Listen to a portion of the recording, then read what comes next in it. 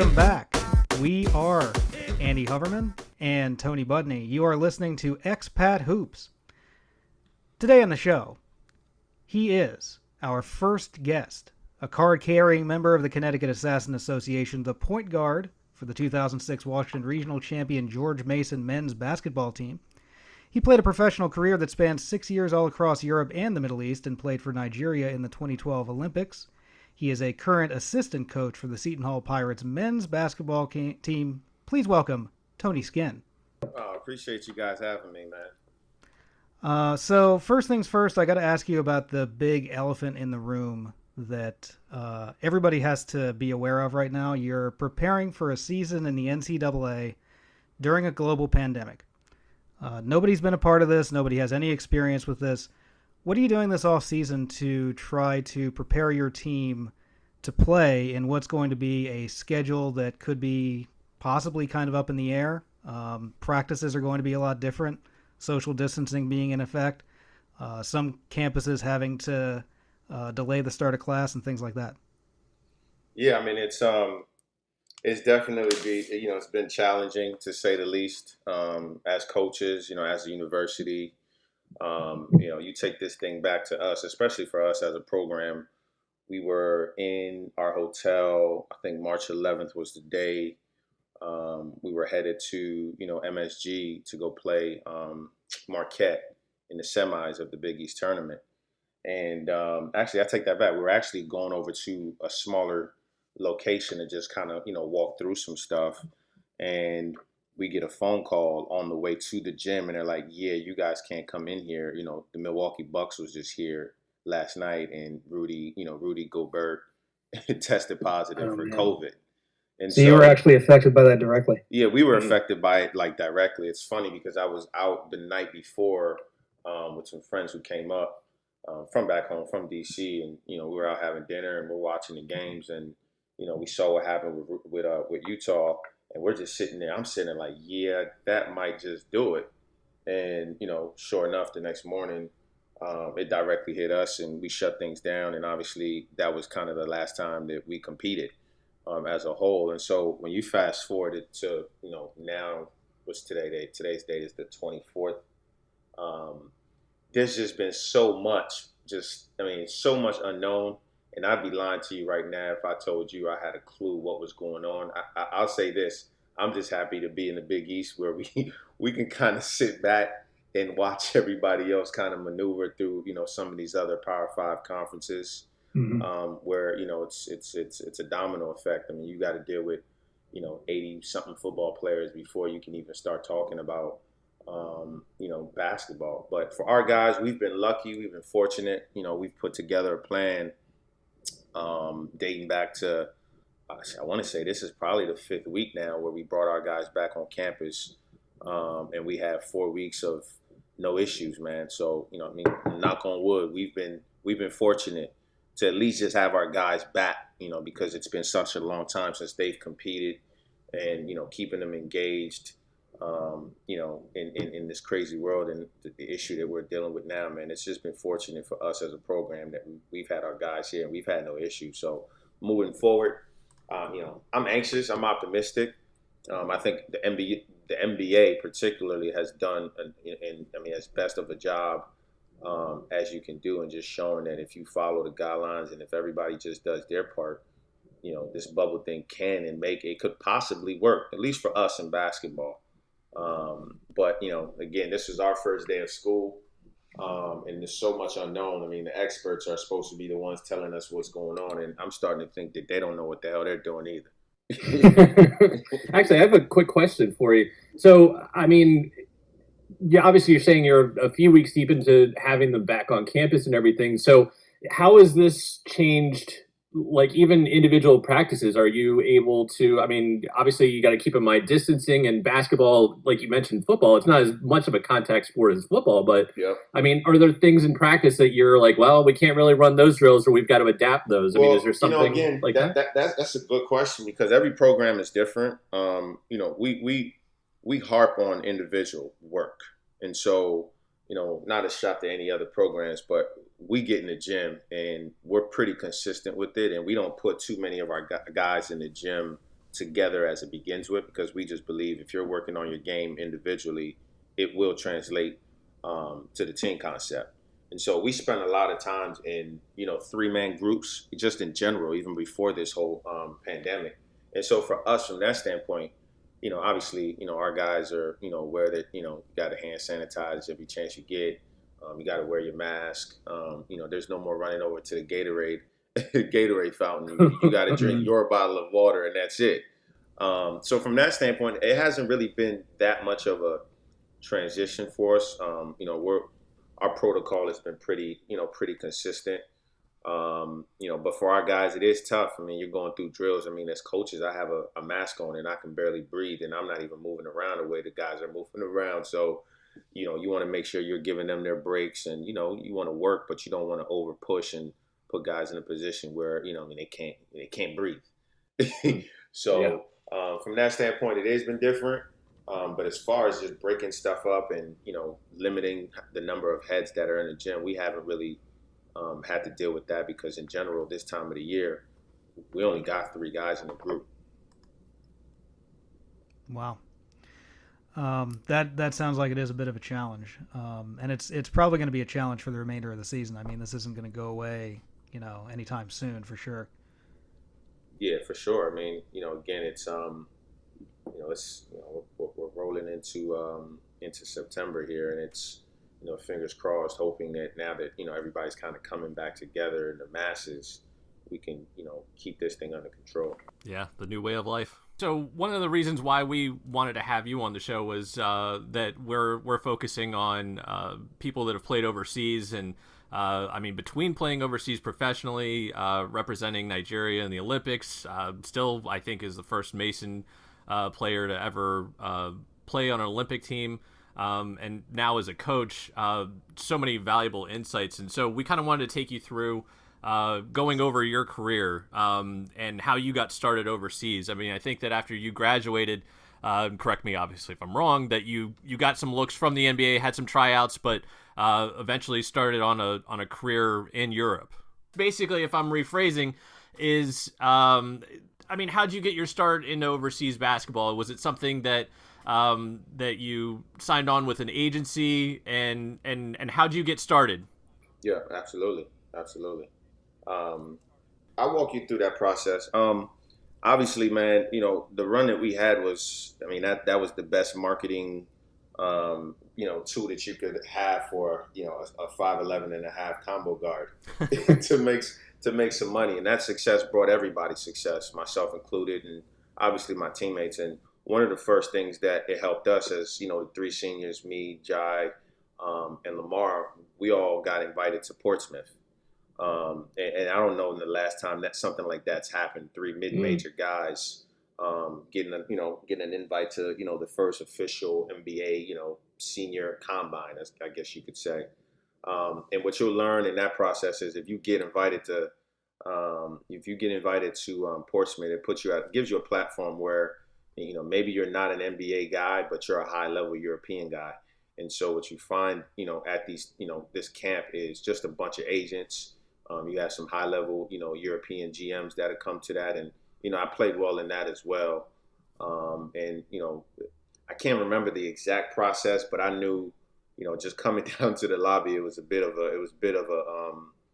some chaos with just agents just everywhere. They want to have a conversation with you. They want to give you, their little packets of their agency and information and stuff like that. So playing well in that, I was able to get with a pretty good agent. I signed with ESM Sports, which was formerly ESM Sports, was Mike Siegel and Brian Elfis. And they were able to give me a pretty good deal. I had a passport, which helped me just kind of skip some steps and get a chance to go play at a high level right away, where, a lot of guys got to spend a year or 2 before they finally get to a pretty decent level and, pretty decent paycheck.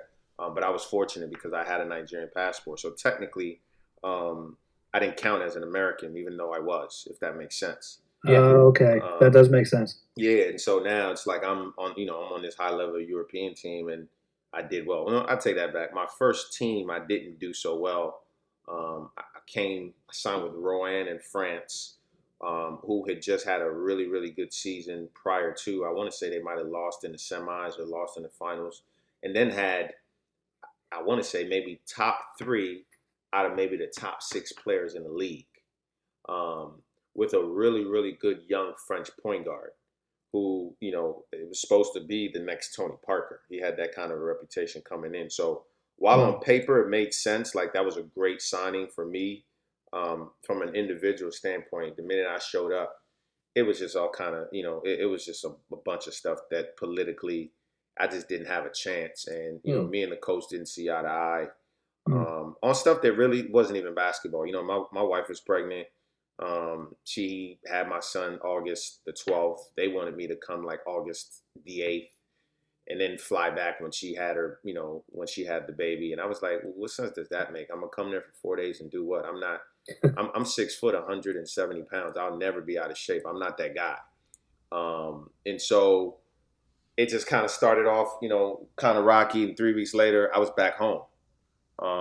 And so, just kind of going through the options I had. The G League, obviously, the NBDL back then was definitely a different league than it is now. And, I signed a contract for the draft. And as the draft was, I guess, getting ready to just jump off, I got another call to come and play in Split, which, if you guys know anything about, the history behind European basketball, they've got some history, with Right. a bunch of European guys, Tony Kukoc, and just a bunch of high level names that played for the program. And actually, who was it? The GM, the general manager was not Vladi, obviously. It was, I want to say Sabonis was the general manager. Just a big time name was the general manager. And I get there and it's like, yeah, you're pretty much playing for free. Wow. 1 American out, 2 American out, 3 American out. I'm like the last man standing. And I'm like, yeah, I don't really want to be here if I'm going to be playing for free. I got family to take care of. And walked into the office, and it was like, hey, listen, you don't got to pay me, but give me my release so I can get out of here. And at that point, man, things got a little shaky, and I was a little worried because you just don't, you don't know it until you go through it. And the one thing, Yeah, I guess it would. I mean, if somebody's saying, "Hey, you're playing for free," you're like, "Okay, well now what am I going to do?" they were back behind payments on the Americans in front of me, so it was like I'm in the back of the line. I'm definitely not getting my money. And once those guys rolled out, it was like I stuck around for extra couple weeks, but eventually, just got back home to the fam. And again, I got a call a week later, and then ended up going back to France to play for first division. But just a little bit of a lower level team in the league. Coach, the coach there thought that I can help him and his team, and ended up going there, man. And it was the best thing that happened to me, man, because I ended up being on a team where I was given a lot of responsibilities, and I think I ended up being like second or third in the league in scoring. And I signed back with that team the following year, did the same thing, top 5 in scoring, and then ended up with a really, really good coach. My 3rd year in France with Gravelines, and we had a pretty good season. Should have won the league, but I got hurt halfway through. That kind of knocked us out of contending for the first spot, but we still made the playoffs. Had a pretty good run, and at that point, it was I was pretty much maxed out in France, and had the opportunity to go play in other leagues. And when Italy came calling, it was the best situation. It was pretty good money. Everybody thinks about Europe. It's Italy, Spain is right up there at the top of the list. So had a chance to go there, play well there, did really well there as well, and transitioned after that year to, I believe, Germany. I'm forgetting my own history right now, man. Yeah, I was gonna say I was following along. The other funny thing is, this is gonna be the Wikipedia research version, but the team was New Yorker Phantoms. Is that right? Yep, New Yorker Phantoms in Braunschweig, Germany. Yeah, I played for. That's actually a clothing company. It's it's like a. I was curious about that. Actually, yeah, it's like the H&M of Germany. Okay. It's pretty big time, but they were the biggest sponsor for our team, and I got there late because I had a chance to go into training camp with the Wizards, and the day before training camp would have started, and I would have signed everything with them. I got a deal in Germany that I just couldn't turn down because, you know how the NBA stuff works, man. If you're the 18th guy, more than likely you're going to get that axe. And what you don't want to do is put yourself in a position where you turn down some good money.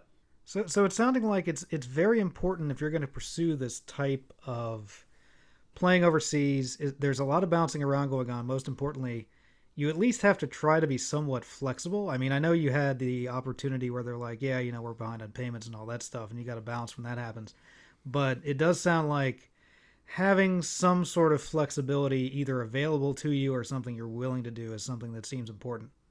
Well, yeah, everybody's different, and I know I painted like that first year was rough, and it made me battle tested. But fortunately, man, my last, obviously I played 6, but before I got hurt, I had signed a pretty good deal after the Olympics to go into my 7th year. But after that first year, everything was smooth sailing for me. I didn't have any issues, man, and it's almost like God tested me my first year, and then was like, all right, now I'm gonna let you off the hook.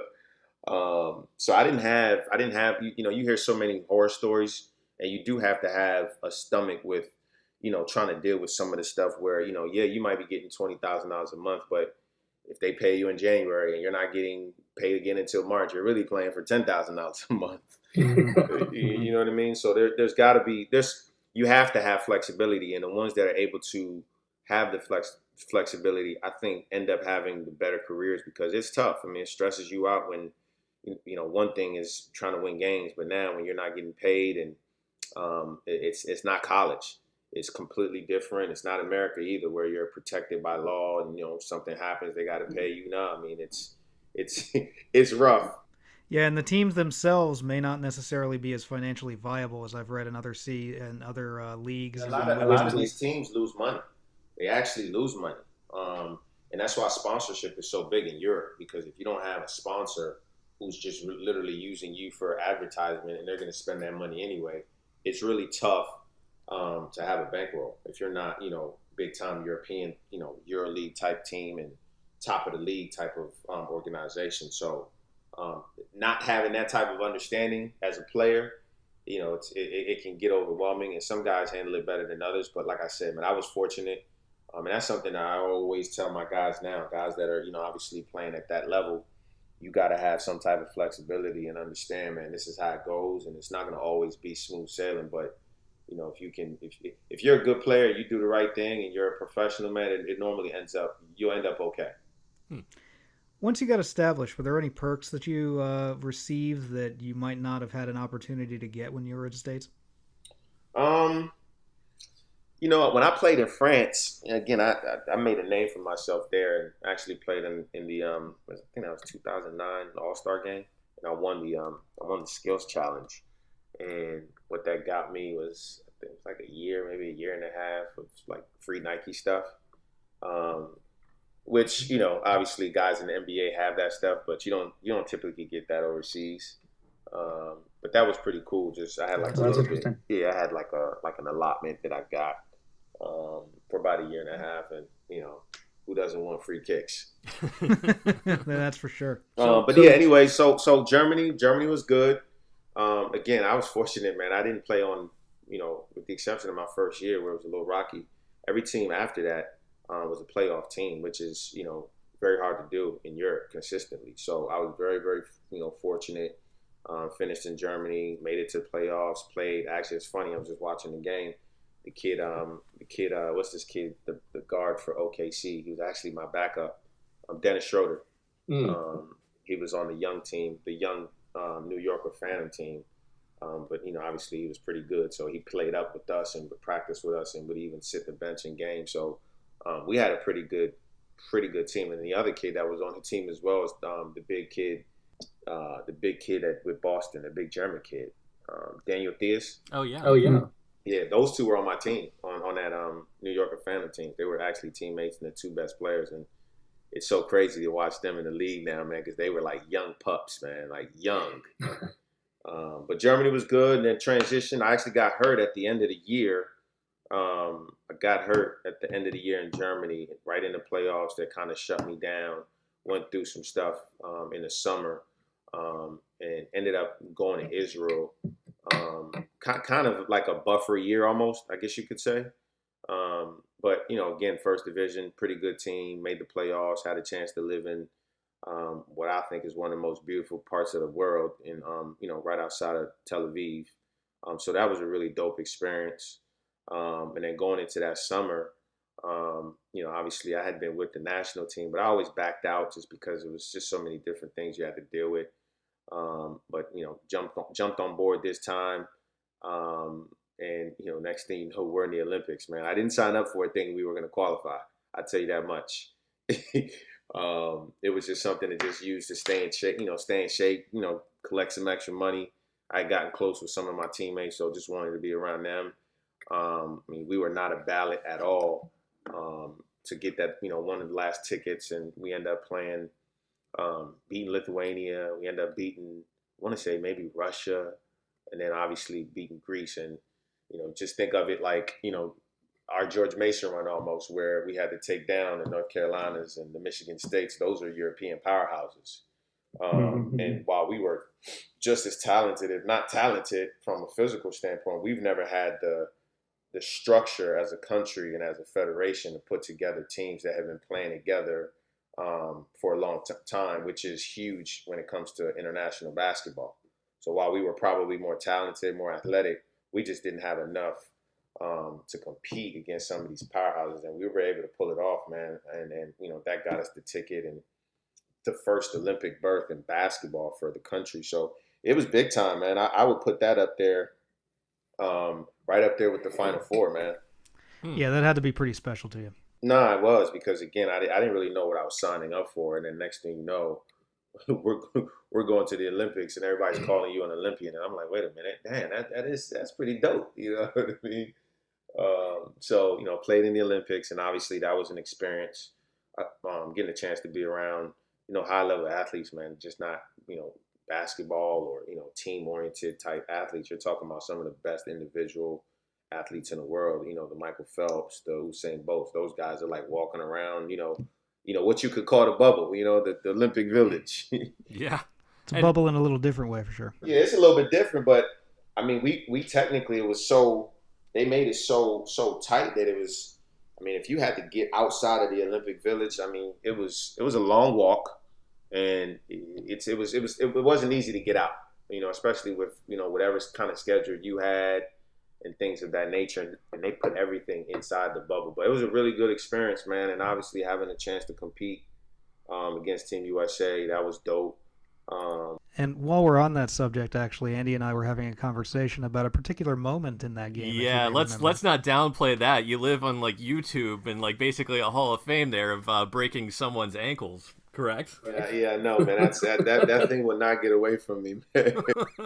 Actually, it's kind of funny that, I mean, some of your players, like, that, they're probably, gosh, I don't want to get into their age at that point in time, but are they aware of that clip, and do they, Man, like I told you, man, it never gets away from me, man. So sometimes, I don't try to use it as a, hey, guys, at some point in time, I had some game. But at the same time, other people do it for me. It's funny because Coach Conkle down there, obviously at La Tech, where I spent 3 years, my staff would always throw it in there to a recruit or to a coach, like, man, y'all ever seen this clip, man? That's Coach Skinn. And I'm sitting there like, all right, man, we done seen this clip a million times, man. I was joking with Tony, co-host Tony, not Tony Skinn. So this is the first time you're hearing it. Hopefully you'll find it funny too. It's like, there's clips online of, how disinterested sometimes James Harden is on defense in the NBA. And I'm like, I'm pretty sure Tony Skinn made him disinterested in defense after that experience. I heard that one too, man. But I'll tell you this much, man. He's a bad dude, and things happen in competition sometimes, man. But yeah, he's a competitor, and obviously won't comment on the defense and stuff like that. But it's a good play. But I was, every time I look at it, it's a great play. Other people don't look at the same thing I look at. I look at the damn score, man. We was getting toasted. I mean, we were down by 60-something. I mean, it happens. That you were far from the first, and you'll be far from the last. That's for sure. And actually, before we move on, I mean, you obviously started off with some of the negatives of playing overseas. Obviously potentially not getting paid, but what are the perks? Like, what is the setup like in terms of day-to-day life? Like, is your family with you sometimes, or some of these teams I know that they're not necessarily making the most amount of money, but how do they set you up with like housing and just basically day-to-day life for you? For you? Like, what are some of the kind of range? I think about it now, and obviously I was competing at a high level and was doing well for myself. And when you go into the off season, you get people trying to lowball you and say, "Hey, you're not, this is what we're gonna give you. What you made last year is what we have," and you're sitting there like, "Nah, I just put work in. Like I deserve more." And I'll tell you this much, man. Give me half of that right now, and I'll go play overseas for the next 15 years, man. Because it's a really, in my opinion, those 6+ years that I spent in Europe was the best for me. Everybody's different. Was the best life teacher. Just having an opportunity to, I'm from Northeast DC, man. Never left. When I did leave and go to Texas, I came right back and went to George Mason. And so having that type of an experience where you're getting a chance to travel the world and learn different languages, different cultures, and just learning how to adapt. That was big time for me. I enjoyed every minute of it. Having a chance to make some pretty good money tax free.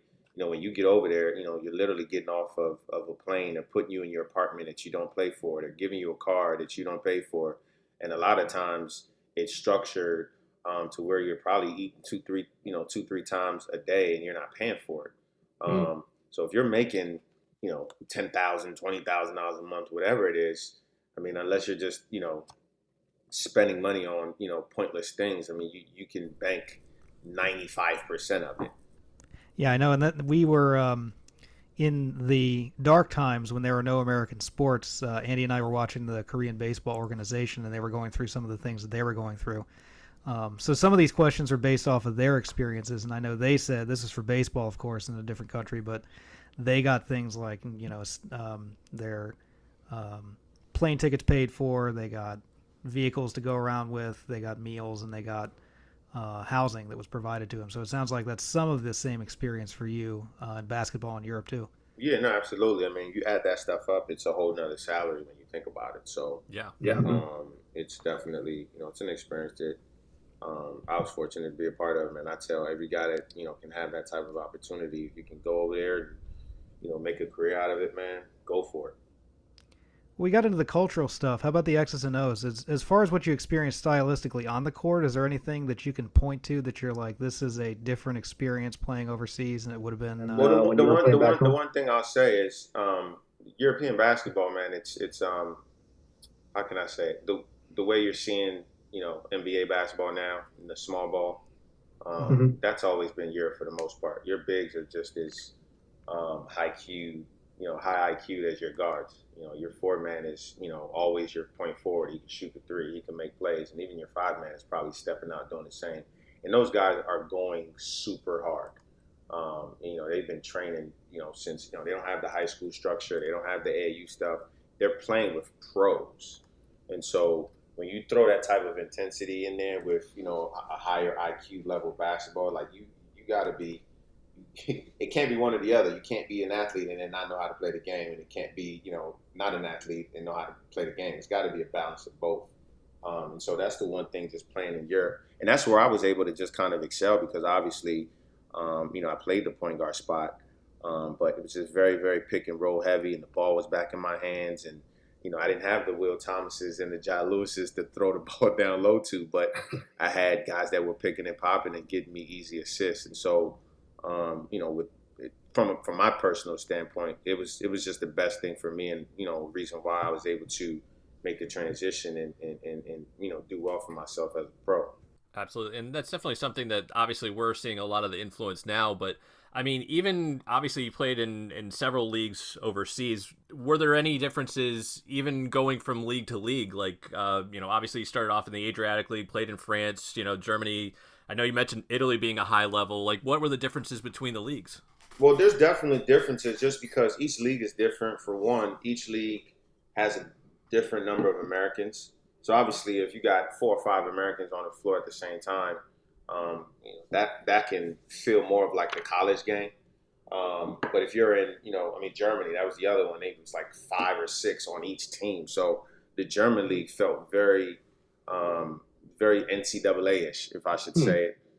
But then when I played in Croatia, when I had this stint in Croatia, it was only one or two Americans, and they're physical as hell.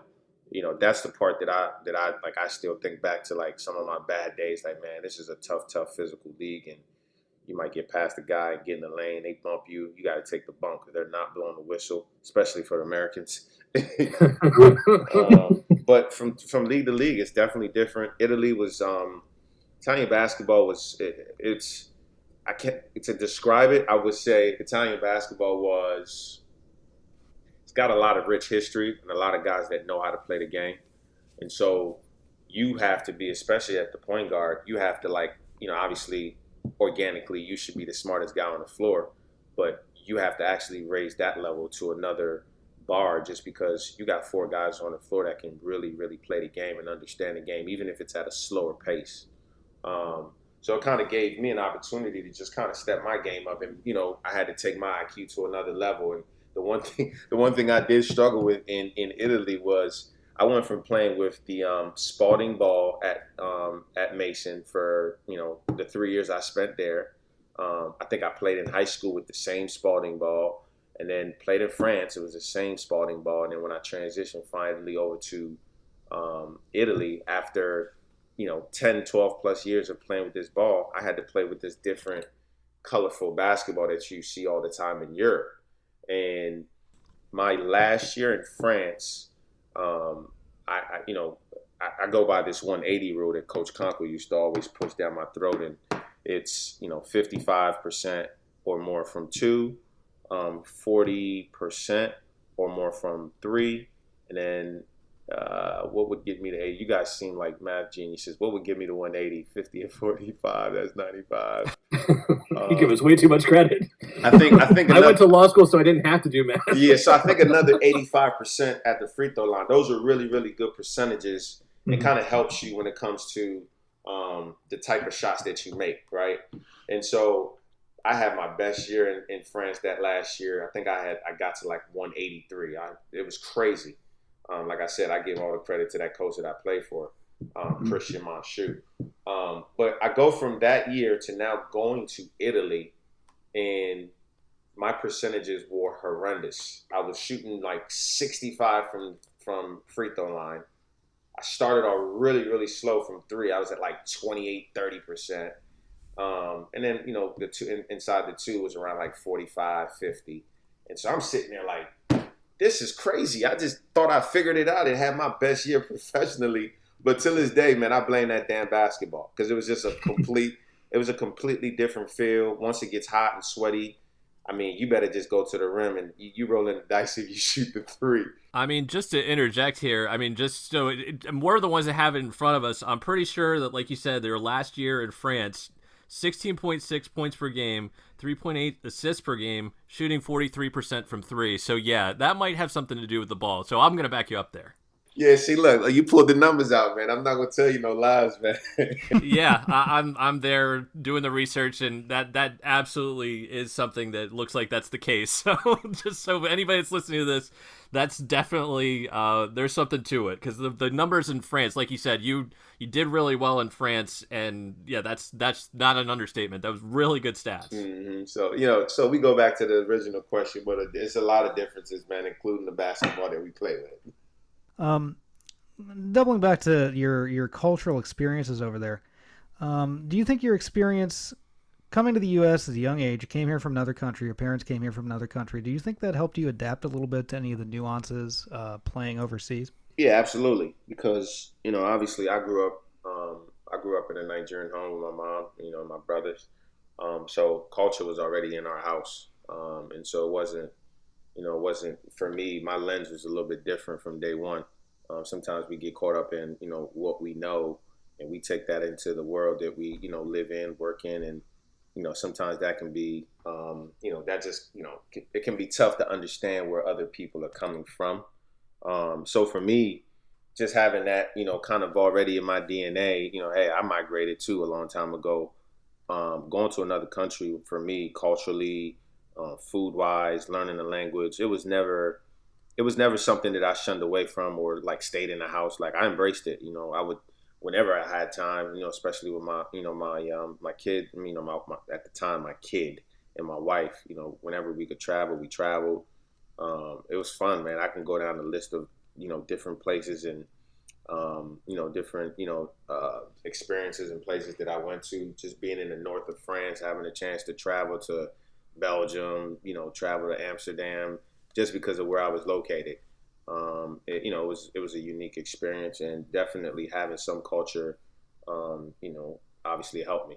So that's actually an interesting one that we're going to be talking to somebody on one of our next episodes that's just starting off her career overseas.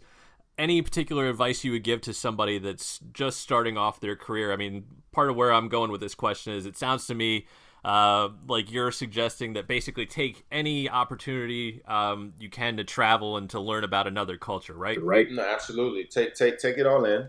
I would say, be willing to be open to your teammates, because it starts there. If you get cool with those guys, they want to help you, but they also want to learn as well. And that's the one thing I learned real early, just, making sure, even if I didn't understand this guy or I didn't see where he was coming from, I didn't shun him away.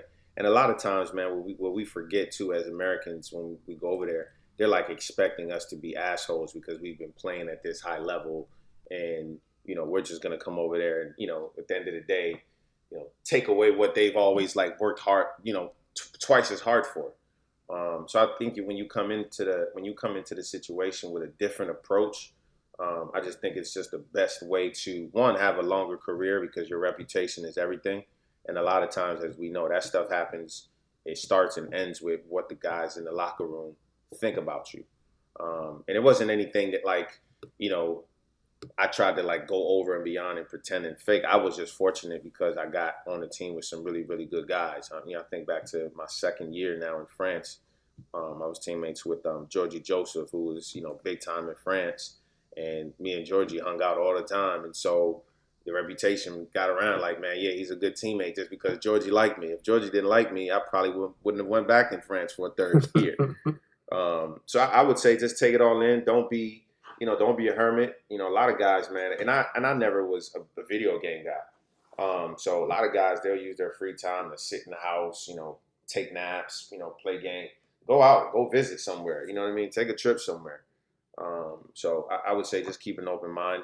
If you're going to be there, take advantage of it, because you have people who come there for a week or two vacation and they love it and can't wait to get back, and you're there for 9 months. Take advantage of it. Now, I know that you have had some experience.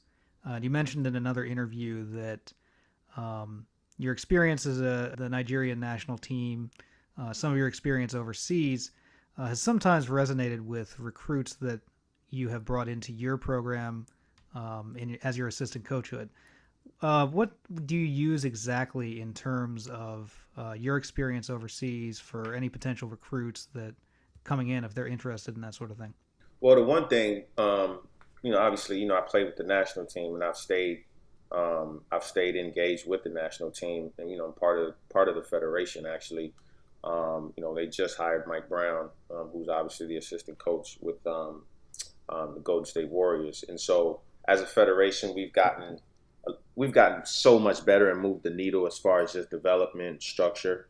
And one of the things that I've kind of challenged myself in doing is just making sure, obviously as a recruiter, you're very well aware of some of the younger Nigerian guys, and you end up running into them, from a recruiting standpoint. So, and even the ones that you don't recruit, you want to keep a certain, you want to build a relationship with these guys, because if they ever, get to the level where they can play on the national team, at the end of the day, I have a direct line to that. And so from a recruiting standpoint, I've kind of built somewhat of a reputation of a guy that's connected to the Nigerian national team. And I think that's something that's, big time, because if you have an opportunity, especially early, to be exposed to international basketball, I think it helps you from, just the longevity standpoint. So it's always good if you can catch these guys early, catch their families, because the one thing you got to remember, you look at the draft this year, I want to say top 20 or maybe even top 15, there's like 5 Nigerian kids in the draft. And what people don't realize is that it's pretty consistent. The Nigerian community is huge in the States, and a lot of times they're American born, but they still have that background. And so, When you think about the numbers in that, I think it's huge. And, obviously I'm proud to be a part of something like that. And yeah, I definitely use that as my recruiting tool. So interesting. Obviously, there's, like you said, with a lot of the kids that have Nigerian backgrounds, or but I mean, is there your career not only on the international stage as a professional, but also as an Olympic athlete? Does that assist you as a recruiter? Going into a kid's house and saying, look, probably not in the exact phrasing that I'm saying, that I've played professionally, I have this experience, obviously. Whether it's Coach Willard or Coach Conkle are really good coaches, but I've got this experience and I'll help you. If that's an option for you at that point in time, navigate those waters basically, or get you to the position that you need to be. Yeah, I mean, I think, for especially at this level, when you start going into living rooms of different families, that they have aspirations of playing at the next level. And if they don't, I don't want to recruit you.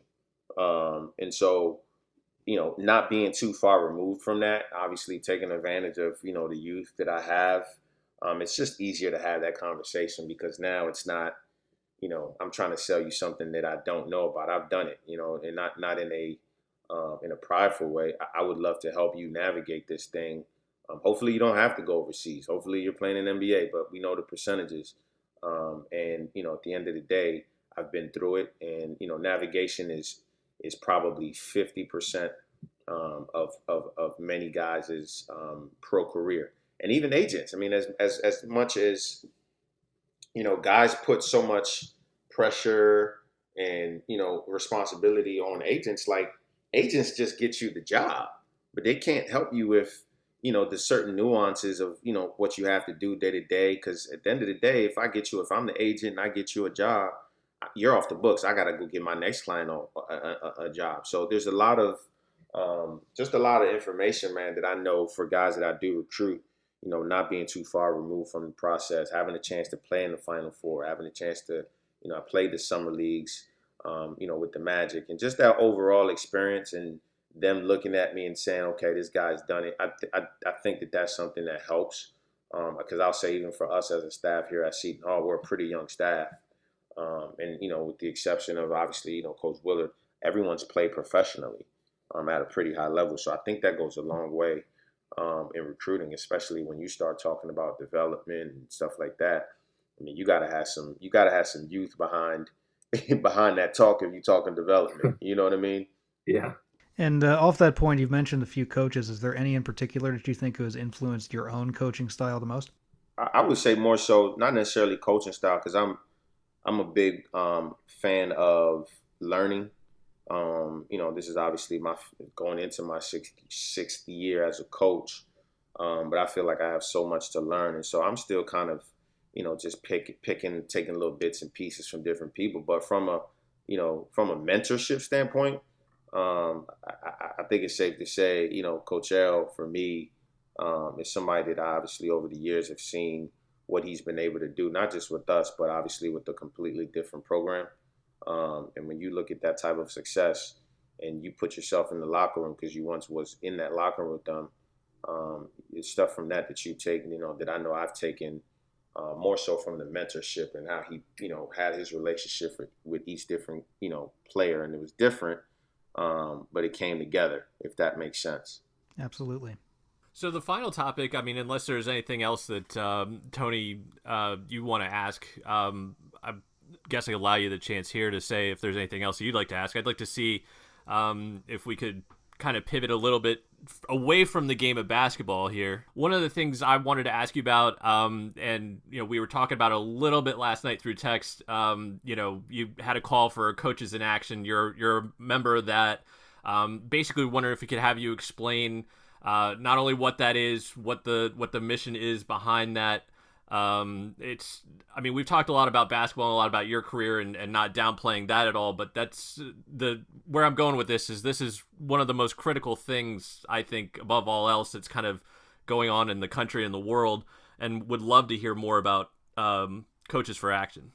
Yeah, no, it's definitely, obviously as a league, Big East Assistants just kind of came together to just draw, attention and, keep the conversation going, and at a critical point in our society to just, drive change and inequality. And what better way to do it than, through sports and, different, initiatives. It's a tough time in our world that we're living in. It's like you wake up, if you're not dealing with one issue, you're dealing with another. And I think just for us as a group, it was just important for us to have some type of baseline to make sure that we stay focused on the things that do matter, especially in 2020. You have so much injustices going on, and it's I have to tell people this all the time. For us, we started in school. We were learning history from whatever it was, the 1800s, the 1950s, and the racial tension and different things we had to overcome. That's what they taught us, right? But now it's like when you look at 2020, it's sad that you got to start teaching. We got to start teaching our kids from 2020 backwards. And having a platform like the one we have as Big East Assistants, I think is very, very important to just do our part. Whether it's making sure that we're just for our guys alone. It's you can't go out there and protest and say you want to do this, you want to do that, but you're not doing your part and getting your hands dirty. So when it's time to vote, go vote. And voting doesn't necessarily mean that you're trying to vote this president out and this president in. Voting starts from the bottom. So if it's a city vote, if it's a state, all those little things do matter because this is the time for it. And so that's really what the what the group is for. And we've been active, we've been engaged over the last couple of months here. Obviously, we're having, hopefully, if we have a season, one of the things, one of the initiatives is having the Black Lives Matter patches on every Big East jersey. Every team has that. There's also a scholarship that each team will have, a scholarship for an individual, whatever. And so it's a good group to be a part of. It's definitely something that's needed because at the end of the day, man, the one thing that you'll find is when the fire in the house is going on, everyone runs outside, right? And once the fire is put out, everyone goes back inside. And I think this is a tool that just kind of reminds everyone that once this stuff is gone away, let's not forget what we're actually trying to accomplish, which is driving changes, whether that's in our communities, whether that's housing, whether that's educational. We're so far removed from that stuff, and if we don't start attacking it now, I mean, it's 2020, man. We don't stand a chance. That's for sure. That's for sure. And there is one last thing too about hoops that I wanted to ask you, which is, would you ever consider coming back to Fairfax and being a coach of the program there? How did I know this question was coming, man? I thought we were going to ask it off the record. Hey, listen, you guys know, again, I've learned to through my career, just because I've had so many different turns and stops, I think everything happens for a reason. I think everything has to be organic. It can't be forced. Obviously I interviewed at George Mason when, a few years back when Coach Hewitt obviously left out and Coach Paulson was there. Obviously didn't have any experience and, probably wasn't ready, probably was. But either way, it worked out for me, and I had a chance to go work with my guy, Coach Conkle. And now I'm here at Seton Hall. So as far as the future holds, man, that's home for me. That place raised me. And I would love to have the opportunity at whatever level, whatever type of opportunity that is. That would be something for me that, it almost essentially be a dream come true, because you guys know my background, man, and the things that I've had to, kind of overcome and to get to this point now. That would be a dream come true for sure. But I got a lot of love for the program. They had a chance to have a really, really good team this year. And obviously with, what's going on, we're hopeful that happens. It's a great league. And, obviously it is something that for me, if I had the opportunity, man, I would love it. I know a lot of people would love it as well at some point down the road. Thank you very much, Tony Skinn, for being on the show and spending some time with us this evening. Absolutely. Notable that he is our first guest and was an enthusiastic first guest. So many, many thanks. Number one on the court and number one on the Expat Hoops podcast. And I appreciate you guys having me on. I know it took some time, but, I really enjoyed this, man. And I look forward to listening to the rest of you guys' podcast. All right, great. Thanks so much, Tony. And we'll be back shortly on Expat Hoops.